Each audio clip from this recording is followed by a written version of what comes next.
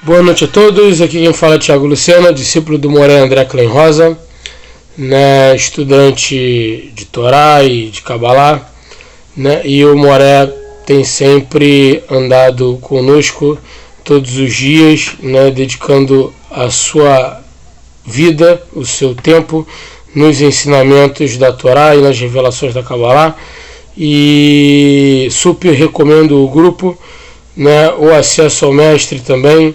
É uma pessoa muito humilde e de sábia, né, sabedoria, né, e eu me sinto honrado em tê-lo como o meu guia, o meu mentor espiritual, que me faz entender os mistérios místicos da Kabbalah.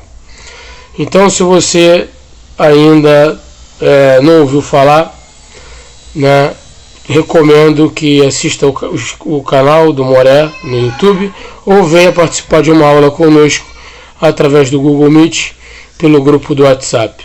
Shalom a todos, muitas brahás e bênçãos e decretos doces. O profeta Irmiarro viveu na época da destruição do primeiro templo, o primeiro templo.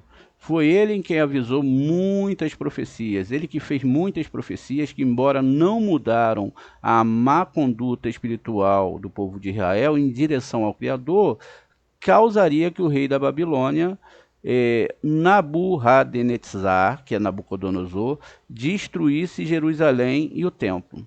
Essa notícia fez com que o profeta Irmiarro fosse odiado e rejeitado por todos. Todos eles o odiavam. Nem sempre andar com a verdade da Torá vai te dar amigos.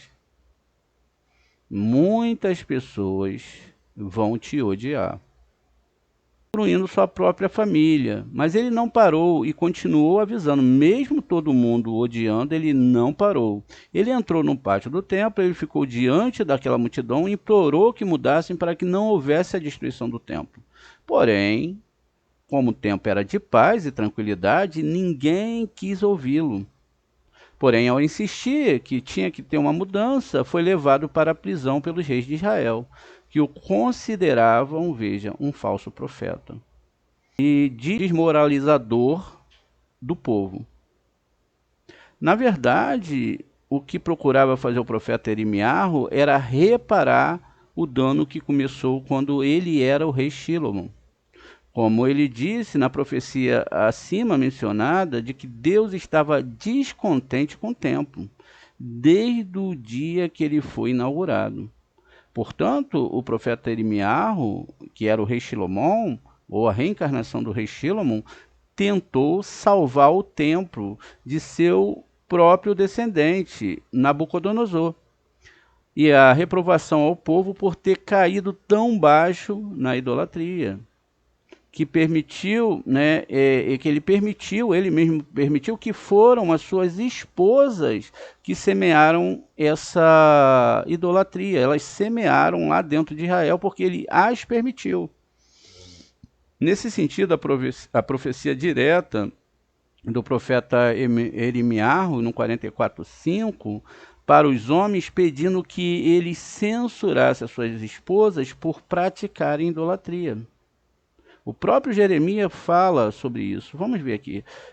Jeremias 44:15. Dá uma lida aqui. E depois a gente vê o 15, não é? Mas a gente dá uma lida aqui no texto, ó. Deixa eu ver se dá para a gente ler bem devagarzinho. Vamos ler em português mesmo, para não demorar. Só para se ter uma pré-ideia, né? Então a palavra que veio a Jeremias por causa de todos os judeus que vivem na terra do Egito, que vivem de Migdol, Tafenes, Nof e na terra de Patos. Assim diz o Eterno dos Exércitos, o Deus de Israel: vocês viram toda a calamidade que eu trouxe sobre Jerusalém e sobre todas as cidades de Judá. Eles são uma ruína hoje, ninguém os habita. Isso aqui já tinha se cumprido aquilo que estava sendo falado lá. Por causa da maldade que fizeram para me irritar, indo fazer adoração a outros deuses que não conheciam, nem eles, nem vocês, nem seus antepassados.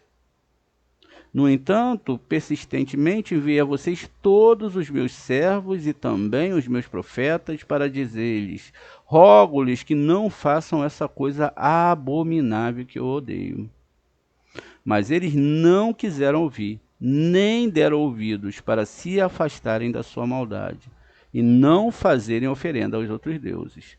Por isso, o ardor da minha ira se derramou e acendeu contra a cidade de Judá e as ruas de Jerusalém, e tornaram-se uma ruína desolada como ainda o são hoje. E agora, assim disse o Eterno, Deus dos Exércitos, Deus de Israel: por que vocês estão causando tão grande dano a quem? A si mesmos. De modo que todo homem, mulher, criança e bebê sejam eliminados do meio de Judá, e nenhum remanescente permanecerá de vocês. Pois o povo me irrita com as suas ações, fazendo oferenda a outros deuses na terra do Egito, onde vocês vieram para peregrinar, de modo que vocês serão eliminados e se tornarão uma maldição, uma zombaria entre todas as nações da terra. Vocês se esquecem dos atos iníquos dos seus antepassados, do rei de Judá e de suas esposas, e de seus próprios atos iníquos. Veja que ele já está citando o próprio rei Salomão. E que foram cometidos na terra de Judá e nas ruas de Jerusalém. Ninguém demonstrou contrição até hoje, ninguém demonstrou reverência. Você seguiu o ensinamento e as leis que estabeleci diante de você e de seus antepassados. Continua. Certamente assim diz o Senhor dos Exércitos, o Deus de Israel: porei o meu rosto contra ti como castigo para eliminar todo o Judá, exterminar todo o Judá.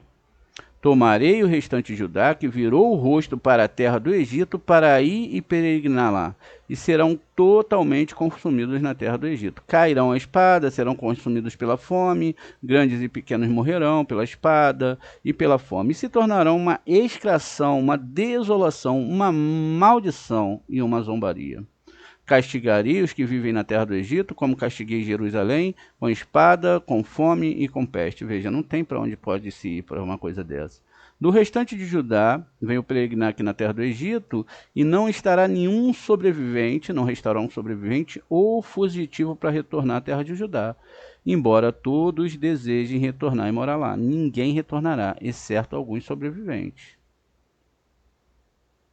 Então eles responderam a Jeremias: todos os homens que sabiam que suas esposas fariam oferenda a outros deuses, todas as mulheres presentes, uma grande reunião e todo o povo que vivia em Patros, na terra do Egito, não lhe daremos ouvido no assunto sobre o qual você nos falou em nome de Deus. Não vamos ouvir.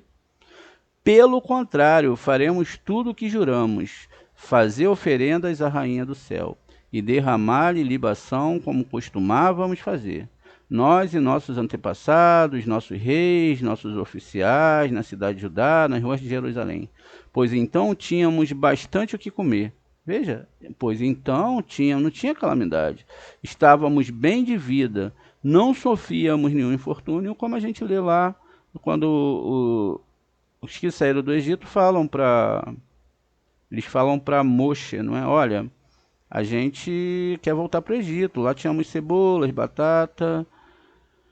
E diz: mas desde que paramos de fazer oferendas à rainha dos céus e derramar libações para ela, temos faltado tudo e temos sido consumidos pela espada e a fome, é o que eles acham, né? Mas foi pela traição dele. E quando fazemos a oferenda à rainha dos céus e derramamos libações para ela, é sem a aprovação de nossos maridos que fizemos bolos à semelhança. E aí vai continuar. Depois, se você quiser continuar. Mas veja, há uma repressão de Jeremias. Vamos ver aqui a Rainha do Céu, né? Essa aqui vocês devem conhecer bem, não é? É a Rainha do Céu. Ela está com um bebezinho no colo, ó. Cadê ela? Uma das imagens dela é essa aqui, ó, que é muito, muito visitada por aí, ó. Deixa eu ver se consegue aqui, ó. Tem ela aqui, tem ela também com bebezinho, como a gente viu lá, mas infelizmente a imagem não está aqui. Então, veja, é a deusa lá, não é? Chamada Asterote. Dá para vocês verem bem aí, né? Ela com o bebezinho aqui no colo, dando de mamar. Tem uma cruz por aqui, mas a imagem está tão pequenininha que não está dando para ver. Mas tudo bem, é só para se ter uma ideia. E aí, ele depois também vai falar que eles serviram a Milcom, que é esse deus aqui, ó. Esse deus que é chamado de Milcom, ou Molor, ok? Então essa era a história que eles tinham lá, ou seja, havia sacrifício queimado dentro desse animal e também outras práticas religiosas lá dentro de um sistema de abate até de sacrifício humano. Por isso que o sacrifício humano não existe na Torá. Muito bem.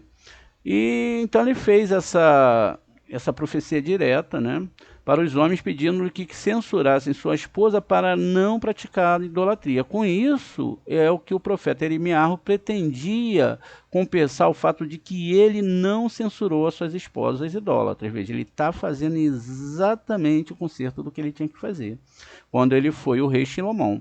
Infelizmente, o profeta Irmiarro não conseguiu, e o templo foi destruído por Nabucodonosor. Mas pelo menos ele tentou, e com lágrimas, também com jejuns e censura, ele foi preso. Shilomão pagou em sua reencarnação como Irmiarro a consequência da boa vida que ele teve. O profeta Irmiarro foi o único homem a quem Deus ordenou que ele não iria casar. Irmiarro 16:2. E agora entendemos o porquê ele veio consertar o pecado do excesso de mulheres que Shilomão tinha. E por isso que ele teve que se abster de qualquer relacionamento conjugal. Além disso, com sua vida pobre, talvez morando sozinho e vivendo de esmolas, o profeta Irmiarro pagou pela extravagância do rei Shilomão, pela paz negativa do rei Shilomão. Por que negativa? Ele não usou a Torá, ele usou, mesmo tendo um grande conhecimento, ele foi fazer laços políticos, no qual ele alcançou paz de espírito política às custas das leis da Torá.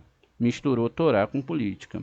O profeta Irmiarro é conhecido como um profeta do conflito, porque acaba brigando com todo mundo. Veja, a ideia aqui do profeta não é ter amizade com ninguém, ele quer defender a verdade, não é? Ele queria defender a verdade, ele brigava com todo mundo, de sua família, da própria família, aos grandes reis de Israel, por espalhar a palavra de Hashem. O ponto mais importante e surpreendentemente é que depois da destruição do templo, um líder chamado Yohanan ben Kara, que é na verdade Erevoam ben Kerear, decide levar o resto dos judeus para o Egito, como a gente já viu lá a profecia já no Egito, em Patros. Algo que alarmou o profeta Irmiarro, e para isso ele saiu gritando que, por favor, não volte para aquele país, tentando reparar assim a aquisição de cavalos egípcios pelo rei Shilomão, que Deus nos avisou faria que um dia voltássemos ao Egito. No entanto, o profeta Irmiarro não consegue evitar, e até ele mesmo é levado à força para o Egito, onde foi apedrejado por judeus rebeldes e assassinado. Isso é o Seder Hadorot e o Midrash Haggadah Bar Midbar 30:11, com esta sequilá. O rei Salomão pagou a idolatria que realizara em sua casa pelos egípcios, pela filha do faraó. Agora aqui no Vaikra 21, existe um mandamento que exatamente dito aqui, 22, né?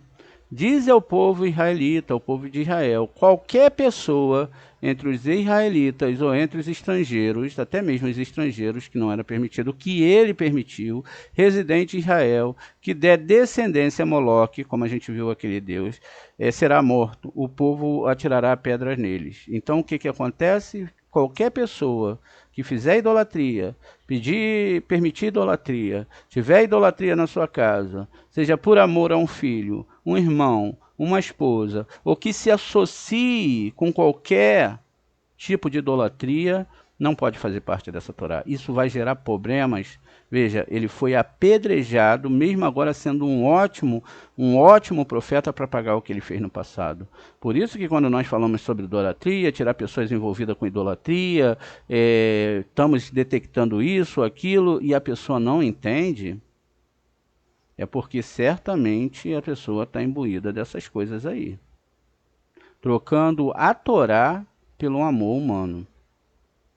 Trocando a defesa das consciências e da mente por uma questão humana.